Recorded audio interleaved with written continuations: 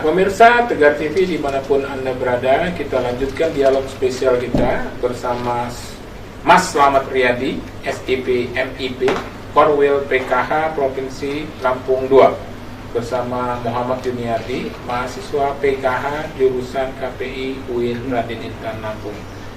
Juniardi, ya, ini kan tadi kamu cerita ya awalnya kamu berasal dan penerima dari desa gitu. Ini coba kamu ceritakan dulu kronologisnya, ya kan sampai kamu menjadi mahasiswa.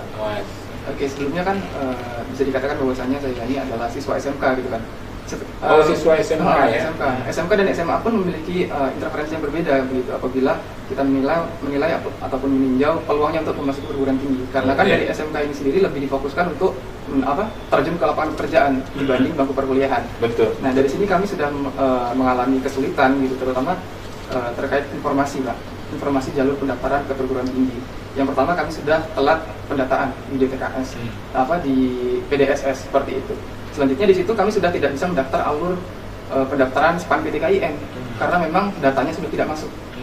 Mau tidak mau kita mencari alternatif jurusan pendaftaran yang lain, dan akhirnya saya masuk melalui jalur SPAN PTKIN untuk di Universitas Islam Negeri Raden Intan Lampung. Hal tersebut memang didasari oleh orang tua saya pribadi yang pada saat itu melakukan pembinaan dari pendamping sosial PKH. Pada saat itu diberikan motivasi bahwasanya ada kemungkinan loh ketika anak kita itu melanjutkan pendidikan ke jenjang perkuliahan untuk selanjutnya itu bisa menjadi pemutus mata rantai kemiskinan lintas generasi gitu. Oh, kan? Bukan ada kemungkinan, ya pasti.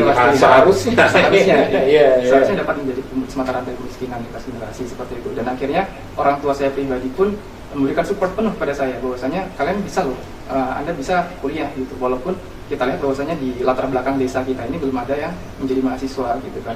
Dan akhirnya saya dimasukkan kepada grup WhatsApp pada saat itu, grup WhatsApp, dan dibina, diberikan informasi, dimotivasi. Dan akhirnya walaupun pada saat itu saya masuk ke Universitas Islam Negeri Raden Intan Lampung, yang pertama itu saya tidak mendapatkan supply ataupun akses beasiswa, saya mendapatkan keringanan biaya. Ya. Karena memang ada sedikitnya andil dari gerakan Ayo Kuliah ini juga, ada upaya advokasi ke perguruan tinggi. Dari situ saya mulai menyadari bahwasanya saya harus mendapatkan beasiswa untuk kembali mempermudah akses saya menjadi mahasiswa gitu. Karena memang pada saat itu ada salah satu ungkapan yang cukup berkesan, dan pada saat itu diungkapkan oleh Bapak Slamet Riyadi.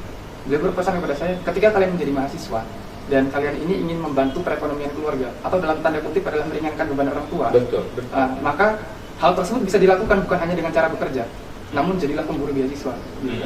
Ketika saya melihat kilas balik dari Bapak Slamet Riyadi sendiri yang mendapatkan kurang lebih sampai 5 beasiswa gitu kan, masa saya satu aja nggak bisa gitu. Akhirnya saya termotivasi. Jadi gitu, Mas Slamet Riyadi ini penerima beasiswa. Akhirnya saya termotivasi dan mencoba kembali untuk mendaftar beasiswa. Dan memang kalau cita-citamu sendiri gimana, Junior? Cita-cita sesuai dengan jurusan sih Pak, karena kan jurusan kami juga ada bidang di jurnalistik gitu kan. Ya, mungkin nanti bisa kamu tuh jurusannya komunikasi penyiaran Islam. Komunikasi penyiaran Islam. Umumnya nanti kuliah atau sarjana kerjanya di bidang apa itu? Sebenarnya cukup fleksibel Pak, karena kan titel kita sarjana sosial gitu ya.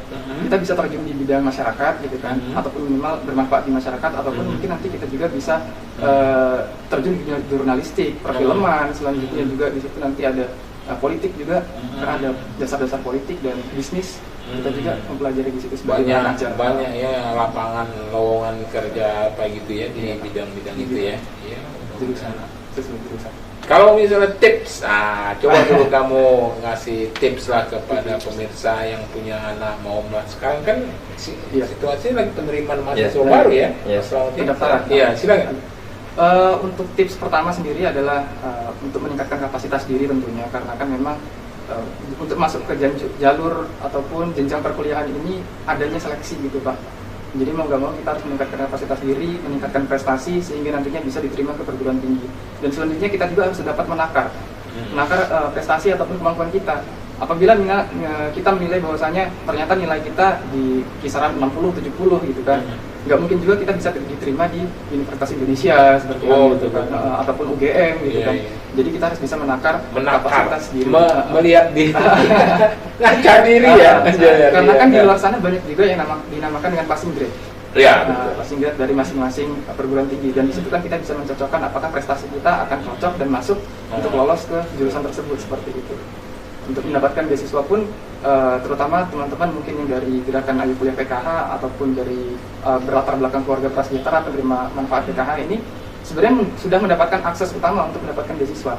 Karena kan beasiswa itu sendiri kan diperuntukkan untuk 2 poin ya Pak ya. Yang pertama itu adalah kurang mampu secara finansial, dan selanjutnya berprestasi. Nah, apabila kita sudah dimasukkan kepada DTKS atau pendapat terpadu kesejahteraan sosial, sudah menerima PKH ataupun KIP kuliah dan lain sebagainya, secara otomatis kita sudah mendapatkan tiket yang pertama.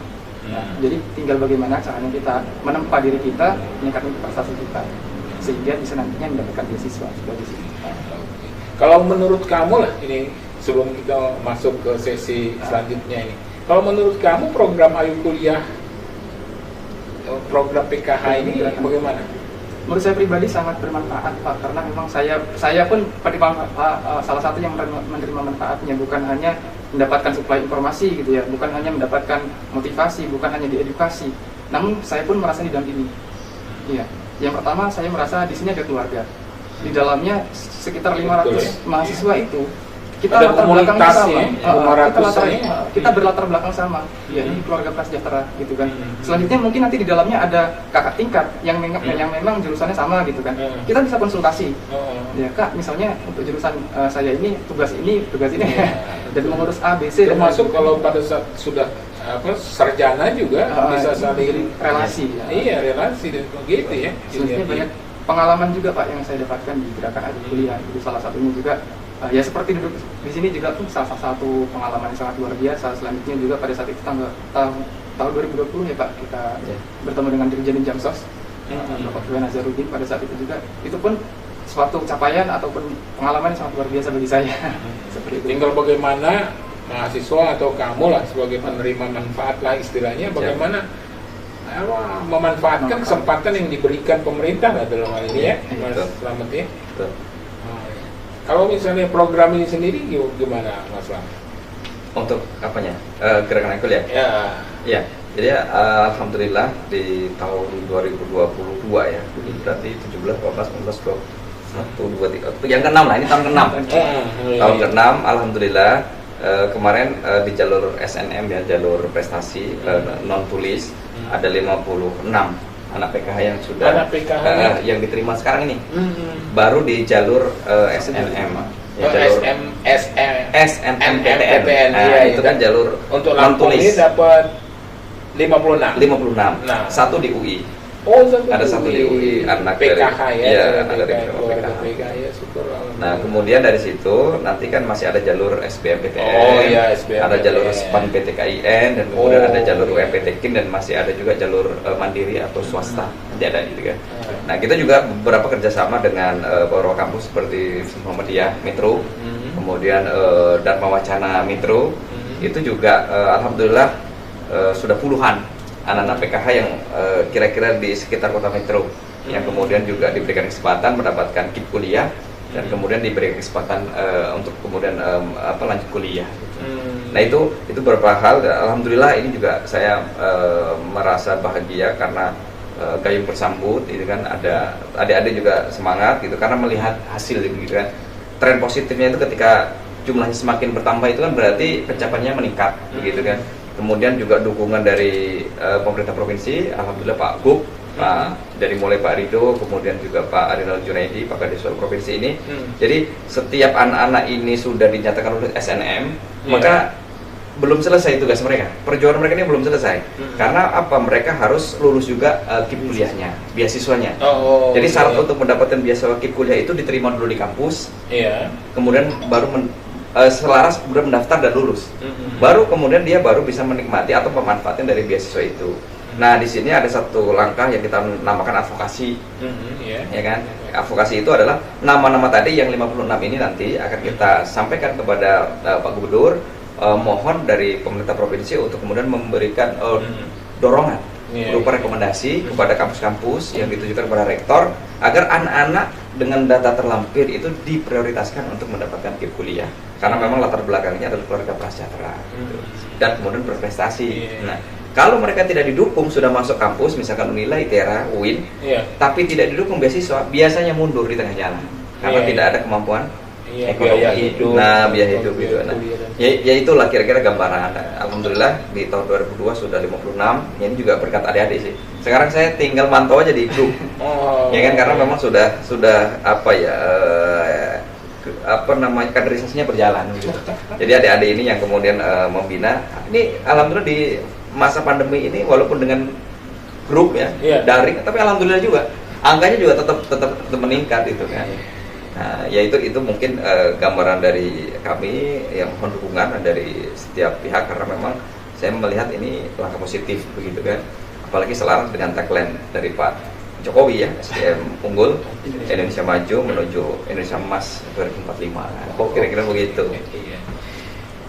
Juniadi itu kalau seperti kata Mas Slamet tadi, akan ikut setelah SNPTN ini akan ikut SBMPTN atau tes yang lain, jalur yang lain. Keluar dari keluarga PKH, kamu masuknya SNPTN atau SPAN ya? Itu ada seleksinya. Ada. Tingkat seleksinya bisa diikuti ya, bisa ikut bersaing itu ya. Alhamdulillah. Walaupun keluarga PKH tapi gitu ya. Ya alhamdulillah bisa Pak, karena memang kebetulan untuk SPAN PTKIN itu sendiri tolak ukur utamanya dari nilai rapot, seperti halnya SNMPTN, dan dari nilai rapot tersebut alhamdulillah cukup bersaing gitu dengan mungkin teman-teman yang lain yang mendaftar di jurusan yang sama ataupun ke universitas yang sama seperti itu. Oke. Ya, kita lanjutkan ke sesi berikutnya. Selamat, Juniadi. Ya, pemirsa Tegar TV dimanapun Anda berada, ini tampaknya pembicaraan kita sudah berada pada penghujung ini. Kita sudah sampai ke sesi ketiga, akhir sesi ketiga, kita akan masuk ke sesi keempat.